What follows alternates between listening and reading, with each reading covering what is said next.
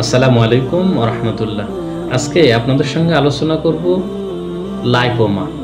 এটি সাধারণত অপ্রাণঘাতী টিউমার বা গাঢ় বা চর্বিযুক্ত কোষ।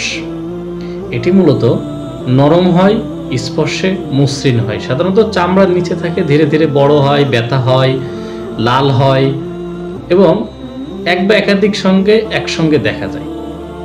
এটি মূলত ঘাড়, পিঠ, কাঁধ, বাহু, উরু, পায়ে বিভিন্ন জায়গায় দেখা যায়। লাইপোমা আসলে বিপজ্জনক নয়, এটির কোনো ক্ষতিও হয় না, এটি ক্যান্সারে রূপান্তরিত হয় না। যে টিউমারটি, এটি কোনো বিপজ্জনক নয়, এটি ক্যান্সারেও রূপান্তর নেয় না। যদি টিউমারটি দ্রুত বেড়ে যায়, ব্যথা দেয় বা কড়া হয়ে যায়, তাহলে অবশ্যই চিকিৎসকের পরামর্শ নেওয়া উচিত এবং এটা এক্সিশন বায়োপসি করে ফেলা ভালো। এবং আপনার মনে যদি কোনো ধরনের সন্দেহ জাগে, তাহলে সেক্ষেত্রে একটি এফএনসি করতে পারেন। ধন্যবাদ।